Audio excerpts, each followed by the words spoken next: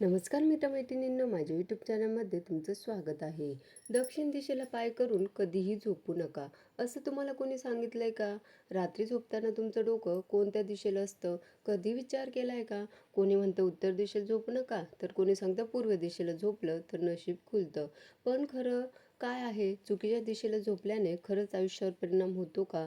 जर तुम्हालाही हा गोंधळ असेल ना, तर आजचा हा व्हिडिओ खास तुमच्यासाठीच आहे. कारण आपण दिवसभर काम करतो, धावपळ करतो, पण रात्री जेव्हा आपण झोपतो तेव्हा आपलं शरीर आणि मन पुन्हा ताजंतवानं होत असतं. तुम्ही कोणत्या दिशेला डोकं करून झोपता याचा तुमच्या मनावर, आरोग्यावर कसा परिणाम होतो, पैशावर आणि मानसिक शांतीवर मोठा परिणाम होतो का? आजच्या या खास व्हिडिओमध्ये आपण अक्षय वास्तू अरविंद या ग्रंथातील संदर्भानुसार पाहणार आहोत की झोपण्याची योग्य पद्धत कोणती आणि कोणत्या दिशेला झोपणं आपण टाळायला पाहिजे. दक्षिण दिशेचा स्वामी यमराज आहे, त्या दिशेला पाय करून कधीही झोपू नये.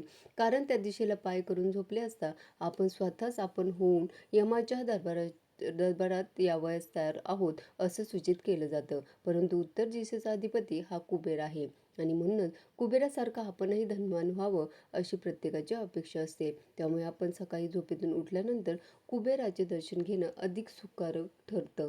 पूर्व दिशेचा स्वामी हा इंद्र आहे आणि म्हणून सकाळी झोपून उठल्यानंतर आपोआप पूर्वेकडे तोंड होतं. त्यामुळे जणू काही सर्व देवतांचा अधिपती जो इंद्र आहे त्याचं दर्शन होतं. म्हणून नेहमी झोपताना दक्षिणेकडे किंवा पश्चिमेकडे डोकं करून प्रत्येकाने झोपावे. आता पश्चिमेचा स्वामी वरुण आहे. वरुणाचा प्रभाव आध्यात्मिक चिंतन, विश्वास किंवा साधना यावर होत असतो. त्यामुळे पश्चिमेकडे डोकं ठेवून जरी झोपलं तरी ते कल्याणकारक ठरतं. परंतु उत्तरेला डोकं करून झोपलं असता बहुतेक वेळेस झोप चांगली लागत नाही. वाईट स्वप्न पडतात किंवा सतत कोस बदलावी लागते. हा बहुतेकांचा अनुभव आहे. आपण बघतो, मनुष्य जेव्हा मरण पावतो फक्त चितेवरती उत्तरेला डोकं करून ठेवले जातात. म्हणूनच शांत आणि चांगली झोप लागायची असेल तर दक्षिणेकडे कधीही पाय करून झोपू नये, हे लक्षात ठेवावं. आता दक्षिण दिशेला डोकं करून झोपू नये असं आपण ऐकलं असेल, पण यामागे वास्तुशास्त्रच नाही तर काही वैज्ञानिक कारणंही आहेत. खरं सांगायचं तर आपल्या पृथ्वीला एक मोठं मॅग्नेट मानलं जातं. यालाच म्हणता अर्थ मॅग्नेटिक फील्ड. आपल्याला शरीरातही रक्तामध्ये लोह म्हणजे आयरन असतं. जेव्हा आपण उत्तर दिशेला डोके करून झोपतो तेव्हा पृथ्वीचा मॅग्नेटिक फील्डमुळे रक्तप्रवाहावर थोडासा परिणाम होऊ शकतो.